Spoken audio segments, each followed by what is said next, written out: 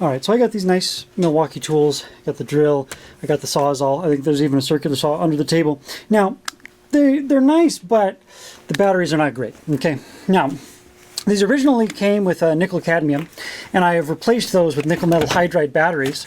So these are actually better than the batteries that they originally had. I want to say, and don't quote me on this exactly, but I think the original batteries were like 2,000 milliamp hour or something like that, and so the nickel metal hydride is 3,300. So in the same form factor, you get a little bit more capacity out of it. Now the problem is they're a little bit anemic. Even when fully charged, this Sawzall's the battery is a little bit undersized for what the Sawzall is trying to do, and you get a little bit of droop when you put the Sawzall under load. It's struggling. And these are fairly new batteries too. I bought these when I got these tools. So I was wondering, I happen to have 6 lithium iron phosphate cells laying around. What if I just took apart one of my, I think I saved at least one of the old nickel cadmium batteries. What if I was to lithium iron phosphate these? So I estimate the charge voltage of my charger is going to be about 21 volts. Now we get that number because it's 1.2 volts per cell for the nickel metal hydride, 1.4 volts per cell when they're fully charged, 1.4 times, I forget how many were in here, but I did the math. 18 divided by 1.2 is, there's 15 nickel metal hydride cells in there. 15 times 1.4 is the fully charged cell voltage. That's where we get our 21. And we divide our 21 by the 6 total lithium iron phosphate cells.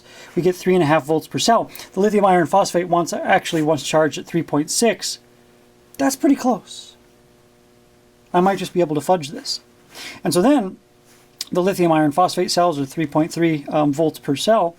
And so I think it's 4 of them, and you get, you know, kind of a standard lead acid battery voltage curve. And so that's where these come into solar systems. A lot of times they can be adapted in place of lead acid batteries, and they can be charged at a similar voltage. But if we have 6 of them, which is what I have, and that just maths out, we get 19.8 volts fully charged, and this is 18 volts fully charged.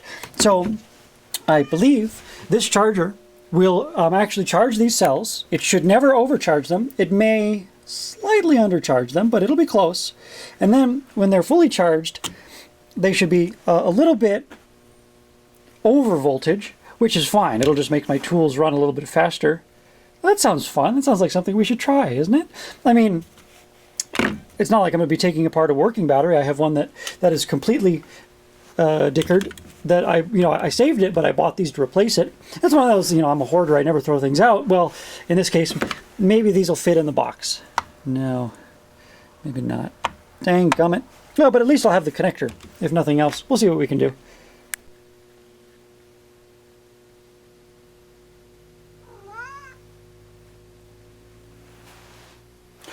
Anywho, there's one note I want to make. These nickel cadmium nickel metal hydride charger, and this one actually it'll work for both. You can see it's labeled universal. Anyway, it knows to stop charging once the voltage droops, and this is something that only nickel cadmium and nickel metal hydride batteries will do. Is it'll charge, and the voltage will very, very slowly increase, and then there will come a spot where suddenly the voltage decreases a little bit. And in that dip, that is how the charger knows that the battery is fully charged. Right at the very top, the voltage dips a little bit. And that's when the charger will actually disconnect and stop charging. Now, the lithium cells aren't going to do that. They're going to get up and they're going to want to sit at a constant voltage, and there's never going to be a point where they drop. So it is going to be within the realm of possibility that this charger simply does not shut off. And so when you charge your Franken battery, you're going to have to supervise it and just come back after half an hour and pull it off. They shouldn't overcharge, because again, these want 3.6 volts. They're going to get 3.5 volts, so they're going to be ever so slightly undercharged. There should be no problem with letting them sit and kind of simmer, so to speak, at the float voltage. So it's not a problem that it doesn't shut off per se. It's very unlikely that these will actually ever get hot and explode or anything, but it is something to bear in mind. The other issue I am going to run into is cell balancing. This may have cell balancing in it, but it's going to be designed for, what, 15 cells, did we say? And I have 6. Now, there's another option somewhere around here. I have a couple of balancing boards. What do you know? These are designed for 4 cells because it's designed for a 12-volt battery. And what do you know? I happen to have 2 of them. So there's a couple of possibilities. I noticed there's some stuff that's not populated. Nah, but there's only 4 of those. What I could do is I could use maybe 4 of that one and 2 of this one, and it may... I know you have strong opinions, but I'm busy right now. So I may just be able to use 4 of that one, 2 of this one, and then boom, all 6 cells are balanced. What I may also do is maybe I use 4 of this one and 4 of this one, and then have like 2 of them overlapping, so 2 cells being double balanced, which shouldn't be a problem, I don't think. You know, one of these, it'll be manufacturing variations will cause one of these, you know, to maybe do a 100th of a volt higher or 100th of a volt lower. So one of them may end up doing all of the work for the, you know, top end balancing or something, but it shouldn't matter because the cell will get balanced either way. So there shouldn't be a problem if I have to do that. It would be cool if these worked if I just used 2, but that's perfect that I happen. See, this is why you can never throw anything out, man. I have all these parts and it's not going to fit into one of those, and I'm going to have a battery. All right, well, I got both of the battery balancing boards hooked up. I'm not as good soldering live things today as I normally am. Probably because it's in the middle of the night and I haven't slept, so I may have slightly cooked that one. But so what I'm doing right now is I have it up to the lab bench power supply. This was a couple of bucks at the scrapyard, so I have it running at 21 volts, and I have it. And by the way, I have checked that against the digital meter, so I actually set the voltage with the digital meter. I just use the analog one for a coarse adjustment, and then I do the fine adjustment with the digital meter. But it's actually, that one's quite accurate.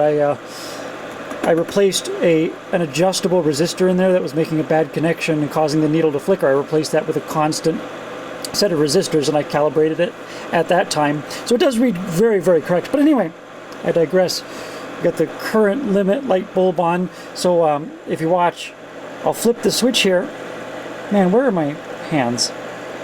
And so I'll flip this switch on channel 2, and you can see. So right now I'm at the current limit ceiling. There's a low current and a high current. The brown knobs, or I should say the tan knobs, adjust the current limit. The red knobs adjust the voltage limit. I digress. We're charging is what we're doing. The purpose of the charging is to verify that all of the cells are balanced, that my balancing board is working correctly. So far, it seems like it. I measure 3.330 volts at each and every cell. So I'll let this run for a little while, verify it's all balanced. Then what I'll do is I will, it's actually going to require JB Weld to assemble, because in order to get the batteries to fit, I had to remove, maybe you can see it, I had to remove the little cylinders that stuck out. That's what the screws went into. I had to cut those off. So it'll actually get JB welded together. But that, and maybe I'll JB weld this onto the bottom. That way I don't, if I set it down, I'm not dinging the cells. I can actually kind of ding the plastic. But that should be it. So now, let the JB weld cure overnight, brimming with anticipation, and then tomorrow, we will sawzall some things.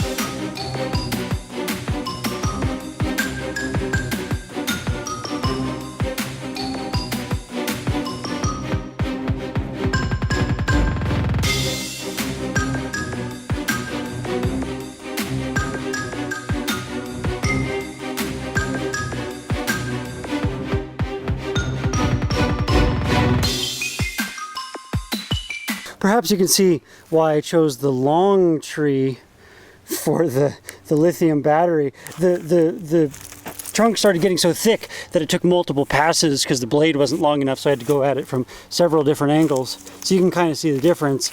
And up here is where this cut is where the nickel metal hydride actually died. And you can see that. There's a little bit extra up here because this shorter one was skinnier, and so I put some of the skinny up at the top, and so I started at about the same thickness, approximately. But well, I used the lithium iron phosphate battery to finish up the fatter logs that the nickel metal hydride couldn't cut. Then I also cut the stuff that was too skinny to be part of the test, and it still has more battery in it, and I'm pretty much out of things to cut, and also my arms hurt, so I'm going to stop. Don't film me, I'm illegal. Now this is like, obviously we used this one first. This is still pretty toasty to the touch. Like it's not painful to hold, but it's definitely like obviously warm. That one is like slightly warmer than ambient. Like you can tell it's warmer, but I think the difference is maybe 10 or 15 degrees or something. Maybe even more than that because this is through the plastic. This thing's pretty hot. I was going to say, these are warmer depending on where you touch it because the battery cells themselves are hot, and sometimes you're just touching tape. Yeah. Whereas that's hot enough that the entire box is heated up. Yeah, through the plastic. That's a lot. Plastic shell. Yeah, man. There it is. So this is super crazy day, dude. That right there is Balin Mania, and we are going to do something really stupid today. This is a terrible idea. Balin might die. He's making me uncomfortable. Go, Balin! You riding this? What the fuck is happening? Balin said not to talk crap about this camera. It's a piece of shit. This is so unbelievably sketchy. Why would you put me through this, you jerk? That's the power of really old engineering. It'd be nice if it didn't kill me. It's not required. I felt it fucking pop.